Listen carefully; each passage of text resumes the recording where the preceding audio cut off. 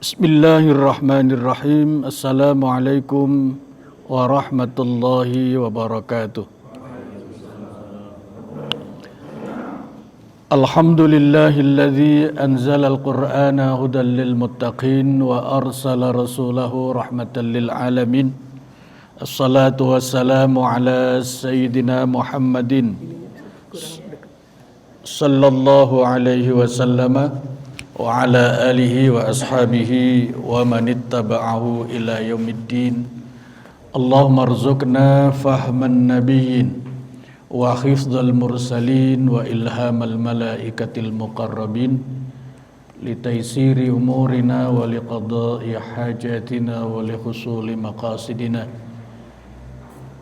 wa ila hadratin nabiyil mustafa rasulillahi sallallahu alaihi wasallam. Al-Fatihah. A'udzu billahi minasyaitonir rajim. Bismillahirrahmanirrahim. Alhamdulillahi rabbil alamin. Arrahmanir rahim. Maliki yaumiddin. Iyyaka na'budu wa iyyaka nasta'in. Ihdinas siratal mustaqim. Siratal ladzina an'amta 'alaihim ghairil maghdubi 'alaihim waladdallin. Amin. Majelis Al-Ukhuwah yang saya hormati, yang Allah muliakan, layak bersyukur kepada Allah. Setelah salat jamaah maghrib hari ini akan kita lanjutkan tafaqquh fiddin, mendalami ajaran agama Islam. Saya ingin mengulang pertanyaan saya waktu ngaji bulan lalu. Pertanyaannya, Bapak Ibu jalan ke surganya mudah apa susah? Ya, itu pertanyaan penting itu. Kira-kira menurut keyakinan, perasaan hati Bapak Ibu sekalian, jalan ke surganya mudah apa susah? Yang susah ini kelihatannya kemarin nggak masuk ngajinya. Ukurannya gampang. Rasulullah sallallahu alaihi wasallam bersabda, "Man salaka tariqan yaltamisu fihi ilman sahalallahu lahu tariqan ilal jannah." Siapa yang semangat hati ringan kaki datang ngaji untuk memperoleh ilmu, berarti dia dimudahkan jalannya ke surga oleh Allah Subhanahu wa taala. Nah, kalau begitu saya ulang pertanyaannya, kira-kira mudah apa susah? Mudah. Jangan berkata jalan ke surga itu susah, asal mau ngaji. Sebab jaminan Rasulullah jelas, orang yang selalu berusaha untuk mendalami agama, mencari ilmu, Allah akan mudahkan jalannya ke surga. Yang kedua, kenapa Allah mudahkan jalannya orang yang suka ngaji ke surga? Yang kedua, Rasulullah bersabda, "Man yuridillahu bihi khairan yufaqihu fiddin." Menurut keyakinan Bapak Ibu termasuk orang baik atau tidak baik? Baik. Nah, karena apa? Nabi bersabda, tandanya orang itu dikehendaki menjadi orang baik oleh Allah, dia diberikan kesempatan, kemauan, semangat untuk yufaqihu fiddin, mendalami agama. Maka saya lebih suka menggunakan istilah tafaqquh fiddin, ya, mendalami agama, karena itu istilah yang digunakan oleh Rasulullah sallallahu alaihi wasallam. Man yuridillahu bihi khairan yufaqihu fiddin. Barang siapa yang dikehendaki baik oleh Allah, menjadi orang baik, maka dia dipandaikan, difahamkan, didalamkan dalam memahami agama. Maka kita layak bersyukur ada di majelis ini. Insya Allah kita akan semakin dalam asal bisa mengikuti pengajian ini secara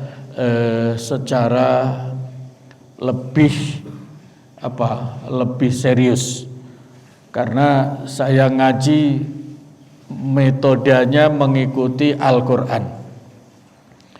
Al-Quran itu Allah menjamin memberikan ilmu tapi melalui membaca. Iqra bismi rabbikal ladzi khalaq khalaqal insana min alaq iqra wa rabbukal akram alladzi 'allama bil qalam. Allah 'allama bil qalam itu melalui membaca. 'Allamal insana ma lam ya'lam. Oleh karena itu saya meminta Bapak Ibu kalau ngaji siap-siap untuk membuka-buka ayat Al-Quran sesuai nanti yang kita kaji. Manfaatnya apa? Supaya nanti selepas kajian ini kalau tadarus tilawah sendiri akan ketemu ayat-ayat yang pernah dijelaskan dan itu akan menjadi remind, akan menjadi rekaman ulang terhadap pemahamannya ayat-ayat Al-Quran. Di samping itu, kenapa saya memohon Bapak Ibu untuk ikut serta membuka-buka ayat Al-Quran yang kita kaji, ini sekaligus memenuhi salah satu dari 5 kewajiban pokok setiap muslim terhadap Al-Quran. Setiap muslim itu punya 5 kewajiban pokok terhadap Al-Quran. Pernah saya sampaikan supaya ini ingat lagi, singkat saja menjadi 5M. 1, setiap muslim muslimah wajib M pertama mengimani Al-Quran. Itu jelas karena dia kitab suci. Yang kedua, M kedua, setiap muslim muslimah punya kewajiban terhadap Al-Quran membaca dengan benar dan baik. Benar ukurannya tajwid, baik ukurannya keindahan suara. Yang kedua, ya, tadi seperti bacaannya imam tadi. Bacaan imam itu tadi bacaan Al-Fatihahnya tamam, sempurna. Ya. Itu tamam sempurna. Kalau dari aspek fikih itu bacaannya Imam Syafi'i betul. Ya, ada bismillahnya, lalu ayat yang ke-7 tidak berhenti di tengah jalan. Biasanya suka siratal ladzina an'amta alaihim. Ada suka berhenti di situ. Nah, kalau berhenti di situ, ini rada ada masalah berkaitan dengan etika syarat membaca Al-Fatihah. Kalau bacaannya Imam Syafi'i itu Al-Fatihah 7 ayat. Ayat pertama bismillah, ayat yang terakhir siratal ladzina an'amta alaihim, tapi tidak boleh berhenti di alaihim. Dia harus terus. Tapi bacaannya Imam Malik beda, dia tidak pakai bismillah tapi boleh berhenti siratal ladzina an'amta alaihim. Tadi bacaan imam kita itu tamam betul, itu bacaannya Imam Syafi'i secara sempurna dari aspek fikih. Itu kewajiban kedua. Setiap muslim muslimah mampu membaca Al-Quran dengan benar dan baik. Yang ketiga, ini kaitannya saya memohon kalau ngaji ikut buka-buka ayat, buka-buka Al-Quran. Yang ketiga, kewajiban setiap muslim muslimah terhadap Al-Quran adalah mempelajari dan memahami isi Al-Quran. Itu M yang ketiga. M yang keempat, M yang keempat nanti termasuk pelajaran kita hari ini. M yang keempat adalah mengamalkan petunjuk-petunjuk atau hukum-hukum Al-Quran dengan benar dan ikhlas. Ini tidak saja mengamalkan secara benar dari aspek praktek dan lain-lain, tapi yang tidak kalah pentingnya adalah ikhlas. Yang kelima, setiap muslim muslimah punya kewajiban yang kelima, M yang kelima terhadap Al-Quran adalah mendakwahkan dan mewariskan Al-Quran kepada generasi berikutnya minimal terbatas pada keluarga. Itulah 5M kewajiban setiap muslim muslimah terhadap Al-Quran. Oleh karena itu ngaji kita nanti supaya sekaligus salah satunya memahami ayat, mendalami isinya. Oleh karena itu saya mohon Bapak berkenan nanti kalau kita merujuk ayat-ayat Al-Quran bisa kita baca bersama, bisa kita lihat bersama.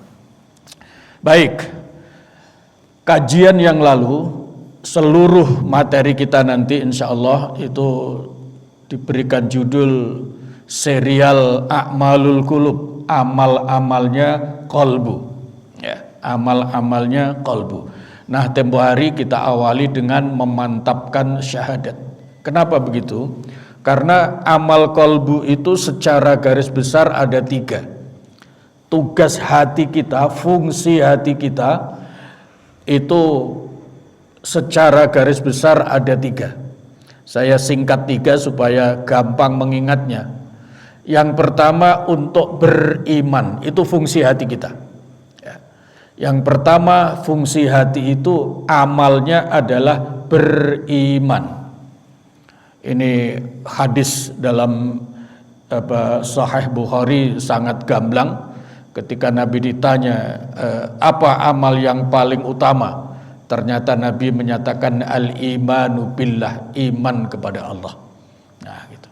Karena apa? Karena iman inilah nanti yang akan menentukan tingkat ketakwaan, tingkat kesolehan, dan seterusnya. Yang kedua, amal kolbu itu yang utama, fungsi kolbu itu adalah untuk bertakwa. Dorongan iman akan melahirkan ketakwaan, itu termasuk amal kolbu yang kedua. Yang ketiga adalah amal kolbu yang ketiga itu adalah untuk mendorong, tugas kolbu yang ketiga adalah untuk mendorong lahirnya amal soleh. Nah, kalau begitu rumusnya menjadi aktivitas fisik kita, sholat misalnya mulai berwudu, mulai takbir sampai salam dan seterusnya, itu sangat tergantung nanti bagaimana amaliyah kolbu kita.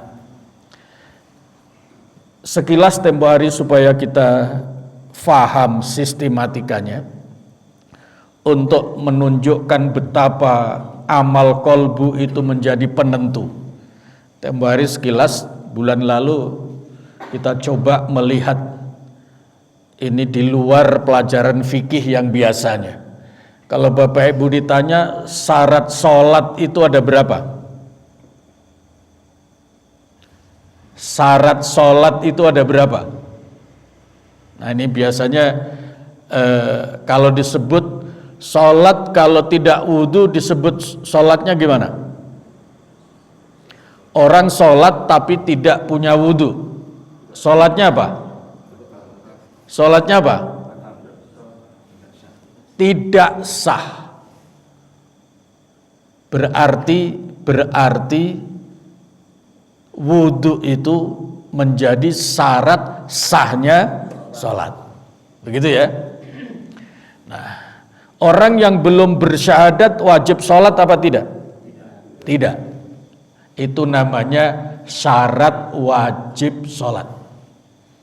Jadi kalau orang belum bersyahadat dia tidak wajib sholat, wajibnya syahadat lebih dulu. Kalau sudah syahadat baru mendapatkan kewajiban sholat. Itu namanya syarat wajib.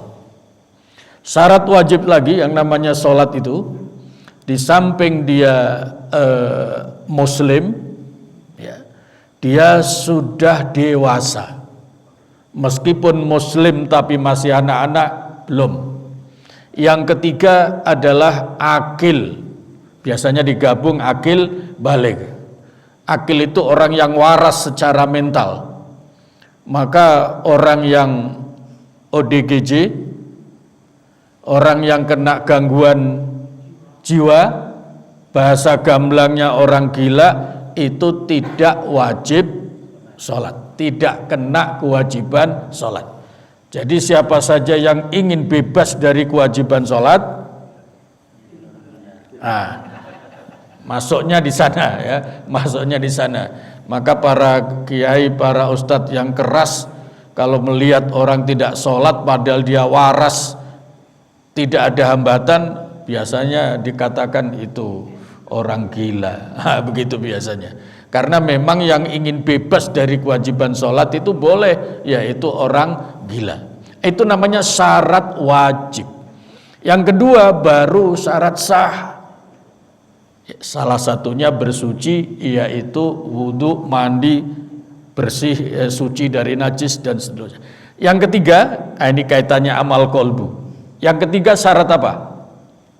Yang ketiga itu syarat diterima. Syarat diterima. Salat itu satu syarat wajib, yang kedua syarat sah.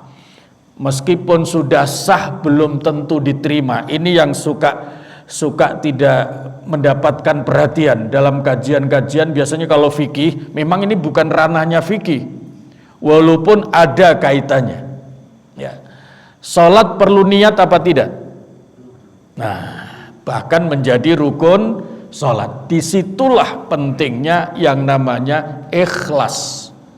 Allah tidak berkenan menerima ibadah siapapun kecuali dilaksanakan dengan benar dan ikhlas. Nah, kalau ingin bukti bahwa salat itu ada syarat diterima yaitu ikhlas, coba lihat di dalam surat Al-Baqarah. Di dalam surat Al-Baqarah satu ayat tapi itu mencakup, memerlukan sekian rangkaian ilmu. Surat Al-Baqarah ayat 238. Ketemu? Hafizu alas sholawati was sholatil wusta. Nah, itu aspek fikih.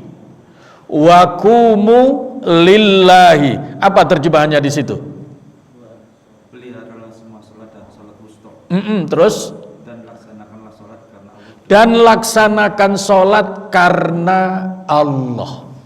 Itulah yang kemudian ada syarat diterimanya sholat adalah bukan sekedar benar, tapi harus ikhlas.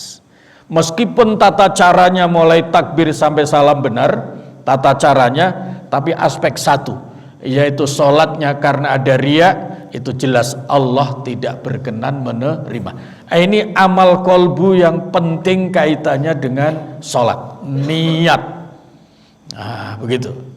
Yang keempat, syarat keempat di situ dalam ayat apa tadi terjemahannya? Di samping laksanakan sholat itu karena Allah, maka dalam niat sebagai ungkapan ikhlas, sholli fardal maghribi bla bla bla bla, ujungnya apa? Lillahi ta'ala, semata-mata karena Allah. Begitu. Itu ranahnya kolbu, karena niat itu tempatnya di hati.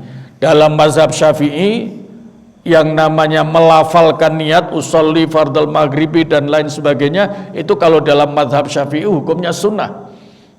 Tetapi seluruh ulama sepakat bahwa niat itu ada dalam hati. Kalau ditanya lebih lanjut, kenapa niat itu harus ada dalam hati? Karena hati itulah adanya iman. Bagaimana mungkin bisa beribadah dengan ikhlas apabila tidak ada iman yang ada di dalam hati?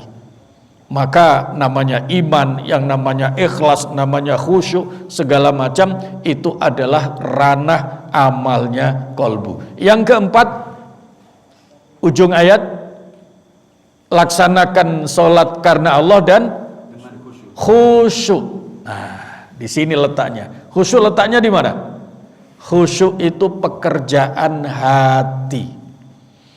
Nah, dalam sholat khusyuk ini namanya syarat sempurna. Begitu ya. Syarat sempurnanya sholat adalah khusyuk. Kalau begitu mudah-mudahan ini menjadi wawasan ilmu kita. Di samping ilmu fikih yang sudah dikuasai, maka silahkan kita dikembangkan bahwa syarat sholat itu ada 4 hal. Yang pertama syarat wajib, yang kedua syarat sah, dan yang ketiga syarat diterima, dan yang keempat syarat sempurna. Untuk 1, 2 sudah sering dikaji dalam fikih. Syarat wajib, syarat sah. Nah, yang ketiga ini yang penting, yaitu syarat diterima adalah ikhlas, dan yang keempat syarat sempurna adalah khusyuk. Nah, maka khusyuk ini nanti menjadi bagian dari amaliyah kolbu. Amaliyah kolbu. Bapak Ibu merasa susah apa mudah khusyuk itu? Loh, kok susah semua? Susah semua. Kalau khusyuk itu susah, makanya nanti kita kaji, sesungguhnya khusyuk itu mudah.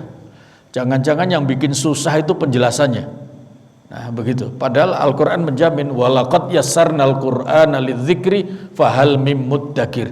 Allah itu menjadikan Al-Quran itu pelajaran yang mudah. Salah satu pelajarannya adalah khusyuk. Mestinya khusyuk itu tidak sulit. Maka ini nanti menjadi ranah kajian kita. Nah, baik, itu pentingnya amal kolbu khusus dalam sholat seperti itu. Maka kemudian tempo hari kita mulai dengan memantapkan syahadat. Saat ini memantapkan syahadat poin yang pertama. Orang yang ini perlu rada teliti. Kalau orang sudah bersyahadat, ya, walaupun syahadatnya baru tadi menjelang maghrib atau belum melaksanakan apapun kewajiban agama, pokoknya begitu syahadat, dia dipanggilnya sebagai apa? Biasanya dipanggilnya, kalau Al-Quran memanggilnya apa? Nah, biasanya kalau kita suka disebut mu'alaf, begitu ya. Tapi Al-Quran itu begitu orang bersyahadat, itu sudah dipanggil ya ayyuhalladzina amanu. Dia sudah masuk kelompok orang beriman. Karena apa? Karena syahadat itu sesungguhnya adalah deklarasi iman. Maka tidak sekedar mengucapkan, tapi syahadat itu seharusnya keluar dari keyakinan hati. Nah, oleh karena itu untuk menjaga jangan sampai syahadat itu hanya sebatas di bibir, tidak mantap ke dalam hati, maka kemudian Allah memberikan jalan. Ya ayyuhalladzina amanudzukurullaha dzikran katsira. Lihat surat Al-Ahzab. Surat Al-Ahzab surat yang ke-33. Itu Allah memanggil orang yang beriman untuk memperbanyak zikir. Maka orang yang begitu orang itu sudah bersyahadat, maka dia harus mengikuti ini. Perjalanannya harus mengikuti ini. Mantapkan syahadatnya, supaya kalau mantap syahadatnya, nanti bangunan syariat Islamnya akan kuat. Karena syahadat itu pondasi. Kalau rumah pondasinya kuat, maka akan berapa tingkat pun akan kokoh. Tapi kalau pondasinya rapuh asal-asalan, bisa roboh sebelum selesai. Maka kewajiban seorang muslim setelah bersyahadat, dia wajib memantapkan syahadatnya. Jangan sampai syahadatnya hanya sekedar ucapan lisan. Pertanyaannya, bagaimana caranya? Bagaimana caranya? Ini sekaligus masukan dan evaluasi. Barangkali ada aktivitas mensyahadatkan rekan-rekan kita, mensyahadatkan sahabat-sahabat kita yang tadinya belum muslim menjadi muslim, maka tahap berikutnya yang harus dikuatkan adalah ajak banyak berzikir, karena melalui zikir itu syahadatnya, tauhidnya bisa mantap. Maka di dalam surat Al-Ahzab ayat 41, itu ayatnya pendek tapi jelas, ya. Ya ayyuhalladzina amanudzukurullaha dzikran katsira. Wahai orang-orang beriman, lakukan zikrullah dengan zikir yang sebanyak-banyaknya. Segera muncul pertanyaan, zikir yang mana yang diperbanyak? Nah, begitu ya. Allah memanggil orang beriman, termasuk utamanya orang yang baru bersyahadat, supaya syahadatnya mantap. Karena syahadat itu adalah deklarasi iman. Dengan syahadat mantap melalui zikrullah, maka bangunan syariatnya nanti akan kuat, akan sempurna. Zikirnya mana? Zikirnya ada di surat Muhammad. Jadi ini di sistematikanya hendaknya kita pahami betul. Begitu orang bersyahadat, maka sudah masuk kelompok beriman, maka dipanggil oleh Allah, ya ayyuhalladzina amanudzukurullaha dzikran katsira. Lakukan zikrullah dengan zikir yang sebanyak-banyaknya. Zikirnya apa? Nah, ada di surat Muhammad. Ada di surat Muhammad ayat 19. Surat Muhammad itu surat yang ke berapa? 47 ya, ayat 19. Di situ sekaligus barangkali selama ini jamaah sekalian sudah sering mengikuti majelis zikir. Nah, di situ biasanya imam zikir menyatakan fa'lam annahu. Nah, jangan dikira itu adalah komando imam untuk zikir bersama, tidak, tapi itu adalah ayat Al-Qur'an. Lihat ayat 19, betul ya? Di situ fa'lam annahu la ilaha illallah. Maka ketahuilah sesungguhnya la ilaha illallah, tidak ada ilah sama sekali kecuali Allah. Setelah itu baru Allah menyerukan wastaghfir lidzambika ya, walil mu'minina wal mu'minat, dan beristighfarlah untuk dirimu dan untuk sesama orang beriman, laki maupun perempuan. Wallahu ya'lamu mutaqallabakum wa mathwakum.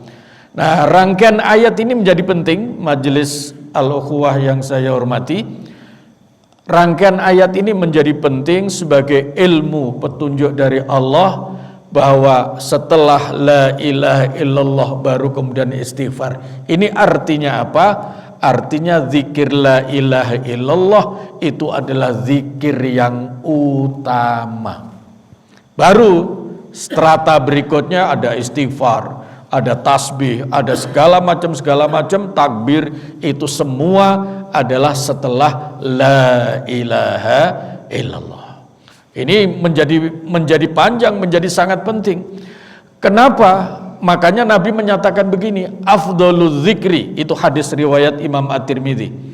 Afdhaluz zikri la ilaha illallah. Itu hadis. Kalau kata-kata afdhaluz zikri itu hadis, sabda Nabi. Kalau fa'lam annahu itu ayat. Nah, maka kemudian sunnahnya, sayukianya, begitu akan mulai zikir, maka diawali dengan kalimat afdhaluz zikri fa'lam annahu la ilaha illallah. Kalau zikir sendirian apa perlu begitu? Perlu. Karena itu seruan ayat sekaligus mengingatkan kita bahwa zikir yang akan kita zikirkan la ilaha illallah itu, kata Nabi, sabda Nabi, adalah zikir yang utama. Dan yang kedua itu adalah ayat Al-Quran mengingatkan fa'lam. Nah, oleh karena itu sebaiknya dirangkai, apalagi kalau menjadi pimpinan zikir, itu selalu ada afdhaluz zikri fa'lam annahu la ilaha illallah. Baik, jadi zikir yang utama, seruan Allah di ayat 41 surat Al-Ahzab tadi, itu adalah zikir la ilaha illallah. Maka pertanyaan berikutnya, apa pentingnya? Ya, apa dahsyatnya? Bagaimana dahsyatnya kalimat zikir la ilaha illallah ini? Ada 15 ya. Ada 15 poin pentingnya zikir la ilaha illallah. Yang pertama zikir la ilaha illallah itu sampai ditekankan secara khusus oleh Allah melalui ayat 19 surat Muhammad tadi, fa'lam annahu la ilaha illallah, itu tujuan yang utama adalah memasukkan iman tauhid ke dalam hati. Itu yang paling penting ya. Memasukkan iman tauhid ke dalam hati ya. Kenapa mesti la ilaha illallah yang masuk ke dalam hati? Padahal iman itu kan sekian banyak. Iya, ini mengikuti sabda Nabi. Al-imanu bid'un wa sab'una syu'batan. Itu hadis.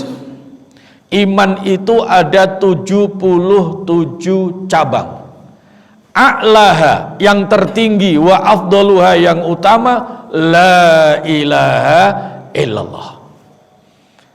Oleh karena Rasulullah sallallahu alaihi wasallam bersabda bahwa iman tertinggi itu adalah la ilaha illallah, dan oleh karena itu dia jadikan iman tertinggi, maka masuk dalam syahadat asyhadu an la ilaha illallah. Nah, maka syahadat ini, tauhid yang ada dalam syahadat ini harus betul-betul masuk ke dalam hati. Tidak cukup hanya diucapkan secara lisan. Apa alasannya?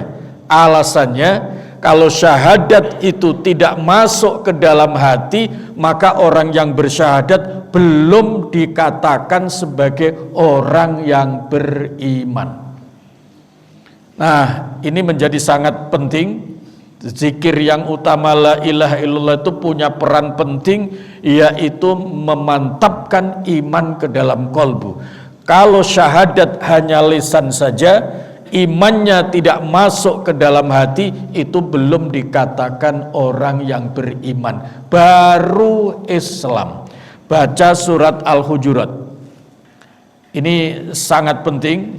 Bapak Ibu tolong juga sampaikan kepada keluarga, kepada yang lain, pentingnya zikir la ilaha illallah itu adalah memasukkan, menguatkan iman tauhid dalam hati. Sebab kalau syahadat itu baru di lisan, itu tidak dikatakan sebagai orang yang beriman. Ayat berapa tadi? 14. Surat Al-Hujurat ayat 14. Qalatil a'rabu amanna.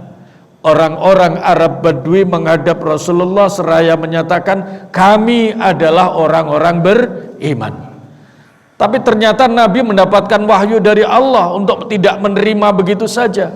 Qul lam tu'minu Muhammad, sampaikan kepada orang-orang yang menyatakan iman di depanmu itu, katakan lam tu'minu, kalian itu belum beriman. Walakin qulu aslamna, tapi katakanlah kami baru Islam. Alasannya apa?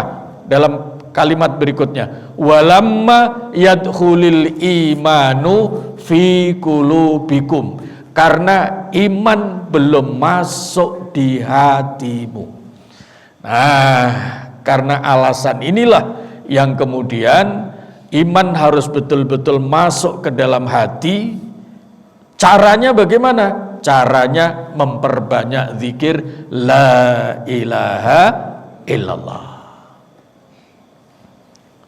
Sudah azan? Boleh nanti kita lanjutkan setelah sholat Isya.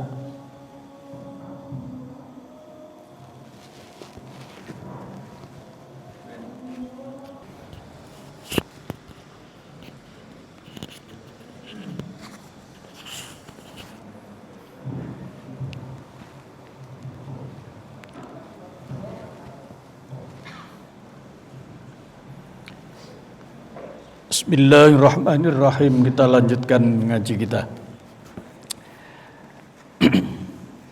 Tadi yang kita baca, Ustaz Yusuf, tolong dibacakan surat Al-Hujurat ayat 14 supaya bisa disimak. Ayat ini penting, berkaitan dengan kewajiban setiap muslim, termasuk yang sudah bersyahadat, baru bersyahadat. Kewajiban utamanya adalah memantapkan syahadatnya supaya iman masuk di hati melalui banyak zikrullah. Ya ayyuhalladzina amanu dzkurullaha dzikran katsira. Karena ada kasus pada zaman Rasulullah sallallahu alaihi wasallam, ada sekelompok orang yang menyatakan iman di depannya Nabi, tapi ternyata turun wahyu agar Nabi menyampaikan penjelasan kepada mereka bahwa mereka belum beriman, baru berislam karena iman belum masuk di hati. Boleh dibacakan? أعوذ بالله من الشيطان الرجيم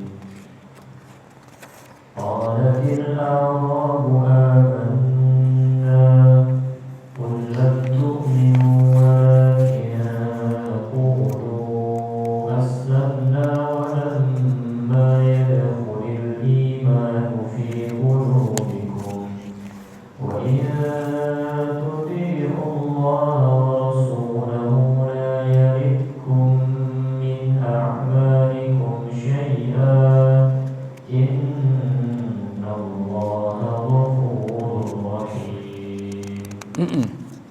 Artinya Orang-orang Al-Badri berkata, kami telah beriman. Katakanlah kepada mereka, kamu belum beriman, tetapi katakanlah kami telah tunduk Islam, karena iman belum masuk ke dalam hatimu. karena iman belum masuk ke dalam hatimu. Jadi ada kemungkinan orang sudah bersyahadat tapi imannya belum masuk ke dalam hati. Dan itu ternyata oleh Al-Quran dinyatakan kamu belum beriman. Itu sebabnya kewajiban setiap muslim memantapkan imannya, iman tauhid la ilaha illallah, dan itu melalui banyak berzikir. Zikir yang utama la ilaha illallah. Itu yang pertama. Yang kedua, tujuan zikir, memperbanyak zikir la ilaha illallah itu adalah memperbarui iman. Ya, memperbarui iman. Ini berkaitan dengan sabda Nabi. Rasulullah SAW pernah bersabda, jaddidu imanakum. Nasihatnya kepada para sahabat, perbarui selalu iman kalian. Nah, kalau ada istilah perbarui iman kalian, berarti ini ada iman yang lama, maka perlu diperbarui. Kira-kira kalau baju itu baju lama, apalagi sudah kelihatan kumal, kelihatan kusut, pantas nggak dibawa ke kondangan? Ini kira-kira ilustrasinya, kalau iman itu tidak diperbarui, padahal iman itu adalah semangat bagi seorang muslim, maka berarti semangatnya bisa kendor. Padahal iman itu nantinya yang mendorong ketakwaan, mendorong lahirnya amal soleh. Oleh karena itu Nabi menyerukan supaya perbarui selalu iman kalian. Maka sahabat bertanya, fa kaifa nujaddidu imanana ya Rasulullah? Bagaimana kami cara memperbarui iman itu? Ternyata Nabi menyatakan, jaddidu imanakum bikasrati qauli la ilaha illallah. Cara memperbarui iman supaya semangatnya selalu baru dalam beramal soleh adalah dengan cara memperbanyak zikir, dan zikirnya adalah la ilaha illallah. Nah, oleh karena itu kalau ada istilah perbarui berarti iman ini lama. Pertanyaannya adalah, kapan manusia itu mulai beriman? Pernah Bapak diskusikan itu? Kapan manusia itu sesungguhnya mulai beriman? Kapan? Sejak lahir, sejak masih ada di alam ruh. Ketika setiap manusia ada di alam ruh, sejak saat itulah imannya sudah ditanamkan oleh Allah Subhanahu wa Ta'ala. Itu penjelasannya ada di surat Al-A'raf ayat 172. Ya. Surat Al-A'raf ayat 172 itu yang memberikan penjelasan bahwa setiap manusia ketika masih di alam ruh sudah disyahadatkan oleh Allah, berarti imannya sudah ditanamkan oleh Allah Subhanahu wa Ta'ala. Boleh dibaca ayatnya? 172 surat Al-A'raf.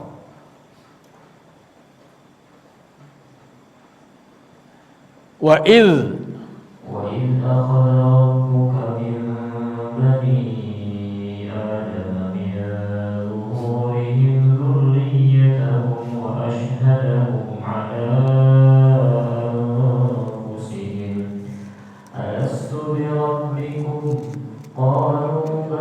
شهدنا أن تقولوا يوم القيامة إنا كنا عن هذا غافلين. Dalam ayat itu kata syahadat disebut 2 kali. Wa ashhadahum dan qalu bala syahidna.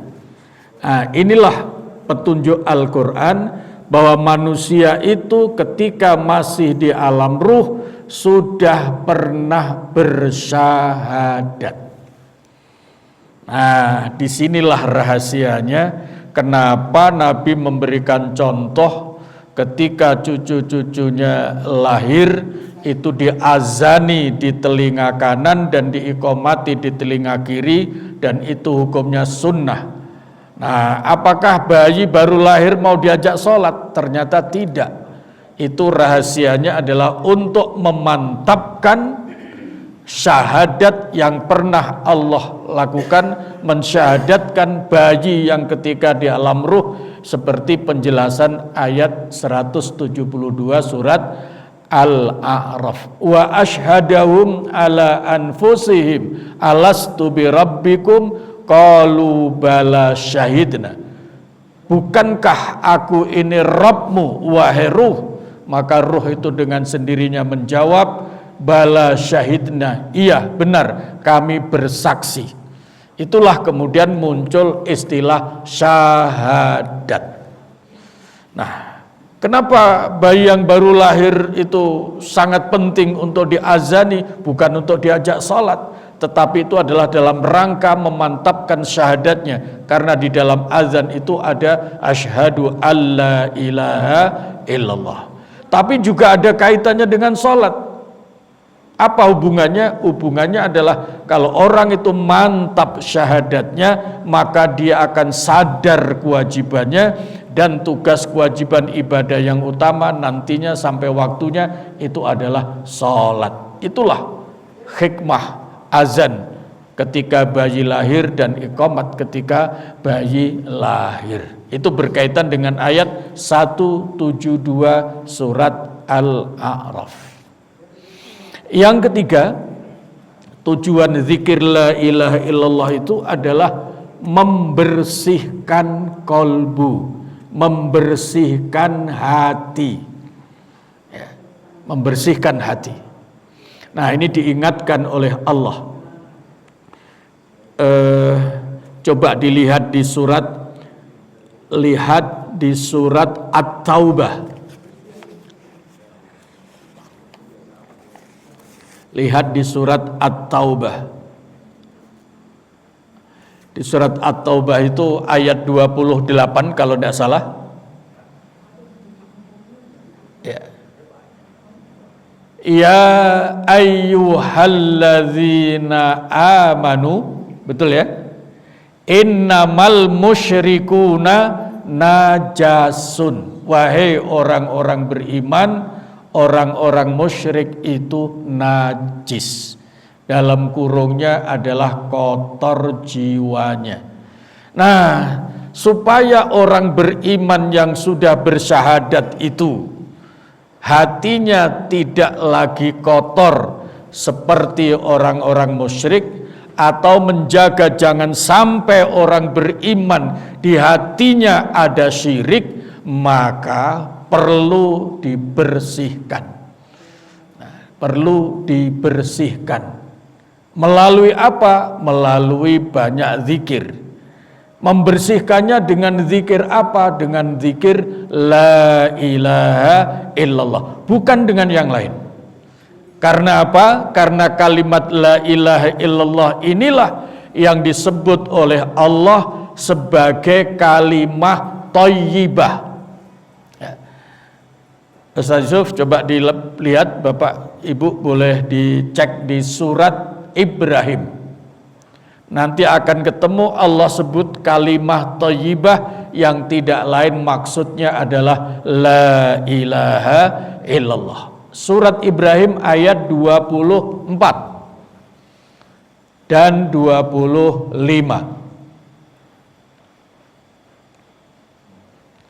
Ya, alam tara. Betul ya? kaifa daraballahu masalan kalimatan thayyibah. Tidakkah kalian perhatikan bagaimana Allah membuat perumpamaan kalimat thayyibah? Menyegarkan ilmu Bapak Ibu sekalian, yang disebut, yang dimaksud kalimat thayyibah dalam ayat itu adalah kalimat la ilaha illallah. Nah, kenapa ini harus masuk dalam hati? Karena namanya kalimat thayyibah. Kalau kalimat thayyibah ini masuk dalam hati, maka hati itu dijamin menjadi bersih.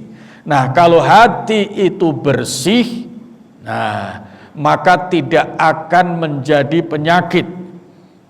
Kalau sebaliknya, kalau hati itu tidak dibersihkan, maka hati itu lambat laun akan kena penyakit.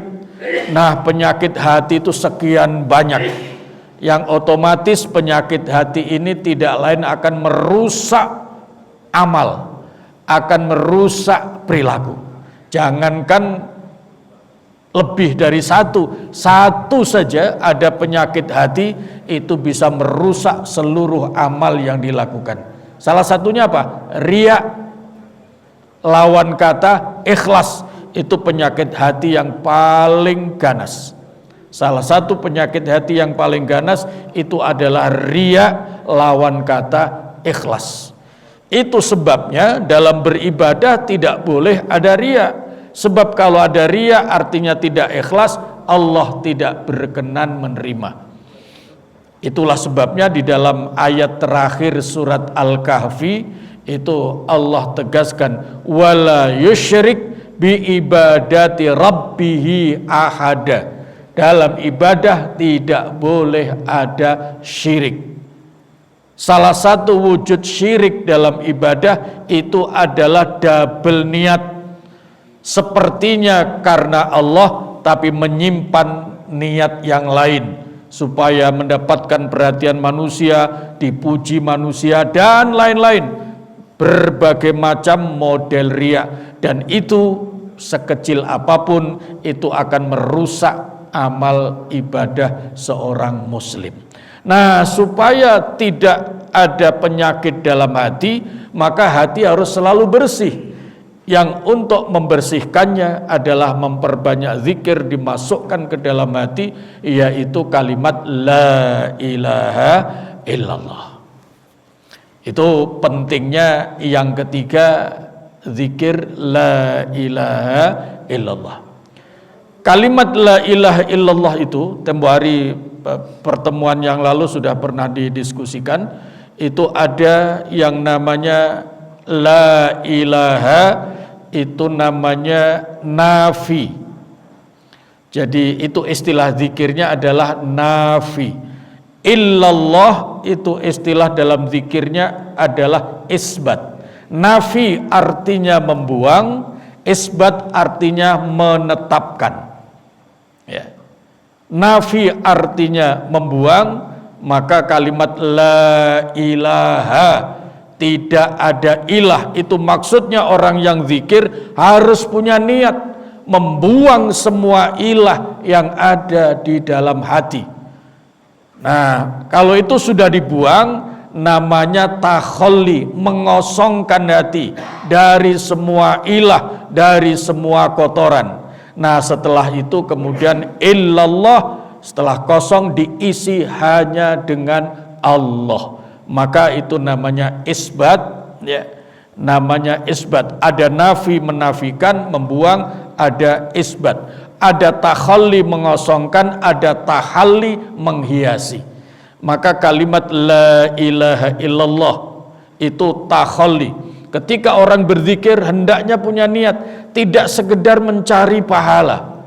Kalau pahala sudah jelas, begitu diucapkan dapat pahala. Tapi kalau tidak dengan sungguh-sungguh memasukkan ke dalam hati, maka hikmah zikirnya yang tidak akan diperoleh. Maka memperbanyak zikir la ilaha illallah itu hendaknya sekaligus punya kesadaran, punya niat membuang semua kotoran hati, membersihkan kolbu, membersihkan semua ilah yang dalam hati, lalu kemudian dihiasi diisi, dimantapkan dengan illallah. Ya. La ilaha illallah.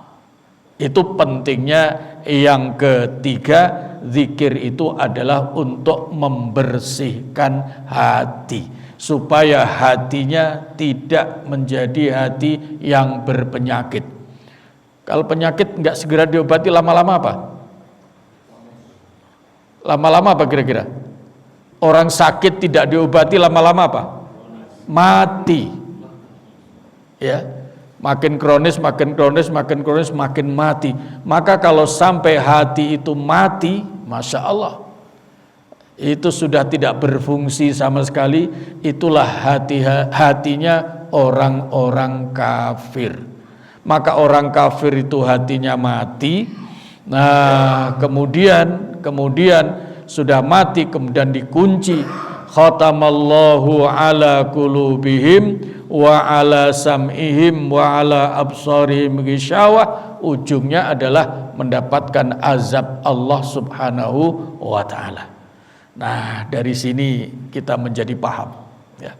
Oleh karena itu memperbanyak zikir. Semua boleh, baca Quran bagus, tasbih bagus, tapi jangan pernah tinggal yang namanya la ilaha illallah. Karena kalimat itu kalimat ada dalam syahadat, dan itu artinya zikir tauhid untuk membersihkan kolbu. Ada pertanyaan? Mumpung masih ada waktu, silakan kalau ada pertanyaan.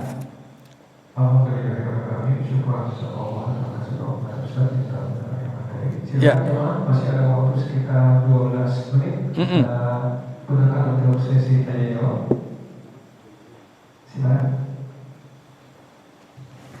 Assalamualaikum warahmatullahi wabarakatuh. Waalaikumsalam warahmatullahi wabarakatuh. Ya. Untuk waktunya dan jumlah yang diserahkan untuk zikir pada ayat Allah itu. Ya. Waktu dan jumlah ya. Nah, ayat 41 surat Al-Ahzab tadi, ya ayyuhalladzina amanu dzkurullaha dzikran katsira.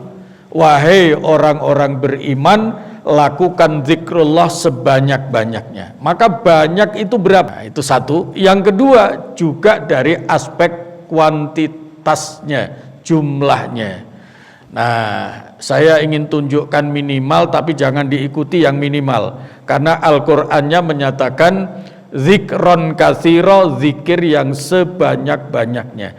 Kalau dalam hitungan bahasa Arab yang namanya minimal itu, banyak itu minimalnya 3. Tapi jangan pas-pasan zikirnya hanya 3 kali, walaupun itu sudah dianggap banyak.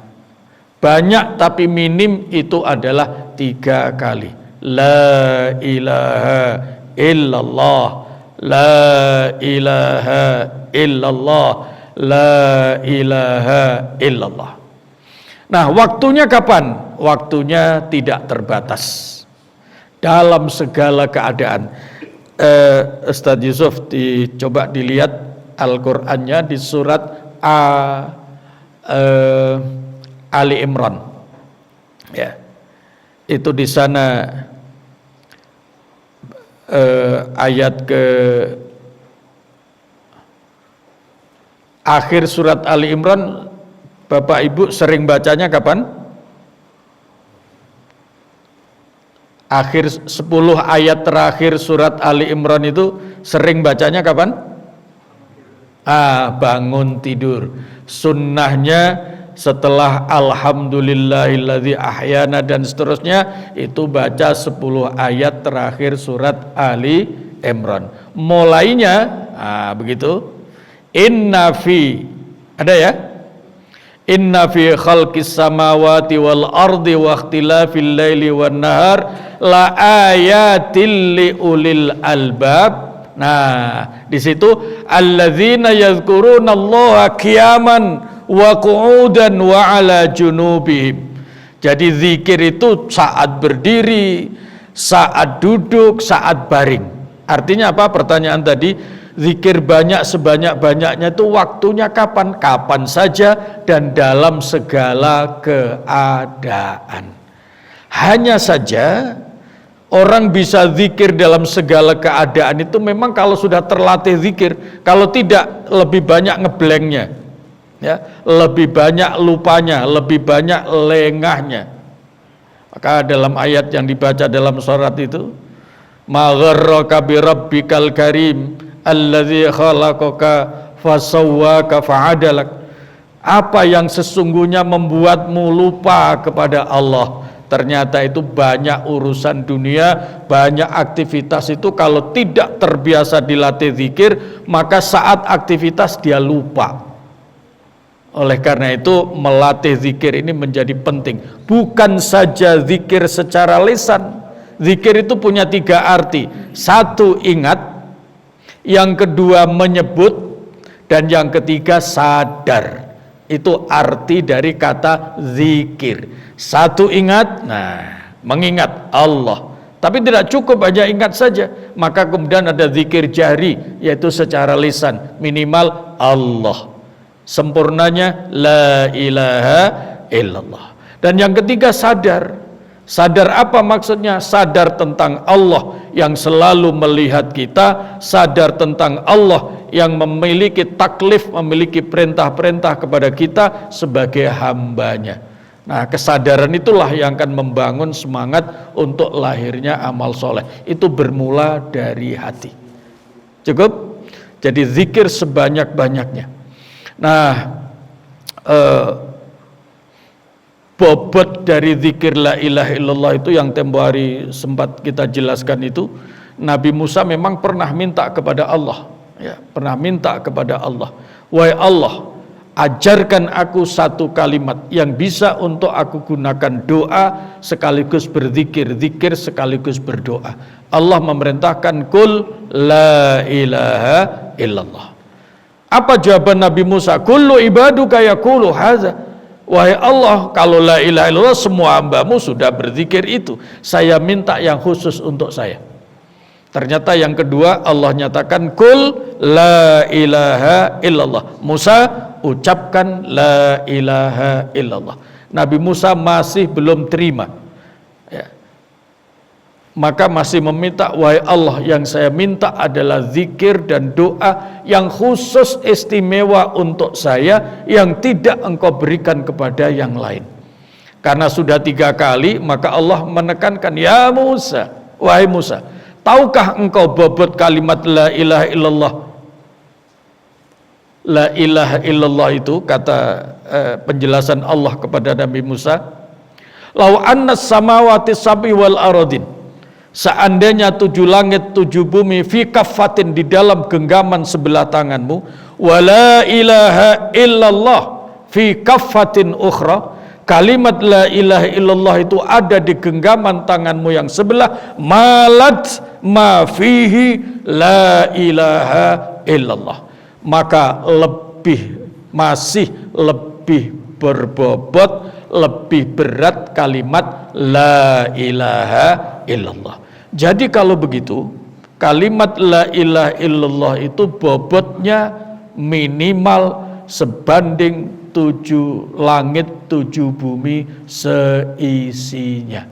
Itulah maka kita ngaji dahsyatnya kalimat la ilaha illallah sampai 15 poin, ya. Ini baru sampai poin yang ketiga, yaitu untuk membersihkan kolbu. Cukup? Ada lagi?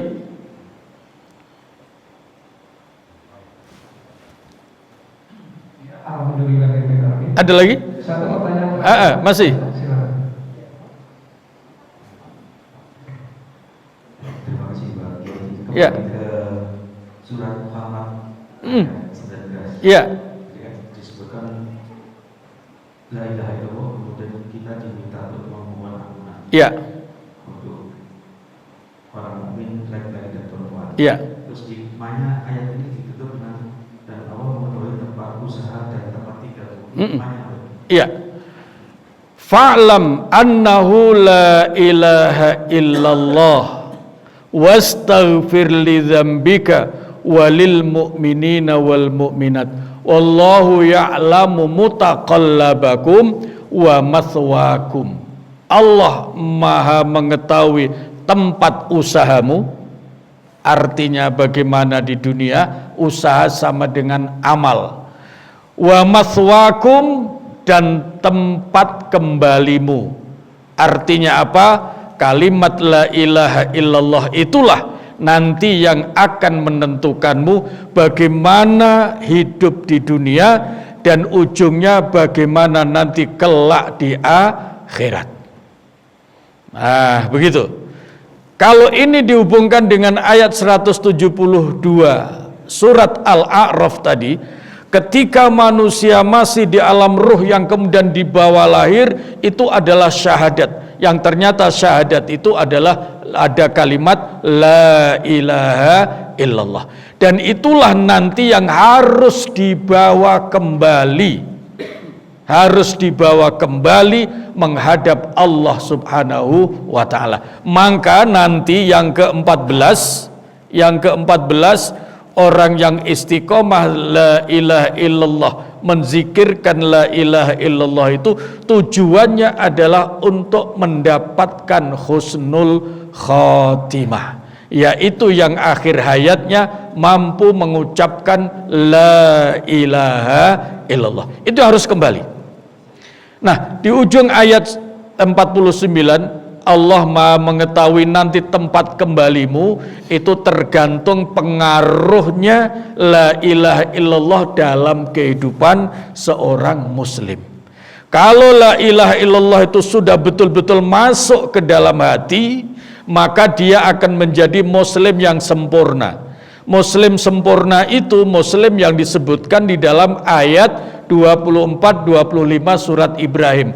Akidahnya kuat, syariah ibadahnya sempurna, mulia akhlaknya. Itulah seorang muslim yang paripurna, yang dikehendaki oleh Allah. Makanya dalam surat Al-Baqarah ayat 208 Allah menyeru, ya ayyuhalladzina amanu dkhulu fis-silmi kafah. Wahai orang-orang beriman, masuklah Islam, jadilah muslim secara sempurna. Jadi kalimat la ilaha illallah menentukan bagaimana orang hidup di dunia dan sekaligus menentukan bagaimana kembalinya ke akhirat, ke hadapan Allah Subhanahu wa ta'ala. Terakhir, sampai-sampai dahsyatnya kalimat la ilaha illallah itu, ya, kalaulah ada ahli zikir tapi memang orientasinya pahala, hatinya masih betul-betul belum bersih, artinya kemudian sekali waktu dia berbuat dosa, kalau sampai nanti dia syahadat saja yang berarti tertanam tauhid la ilaha illallah, kemudian dia tidak melakukan yang lain-lain, kemudian masuk ke neraka.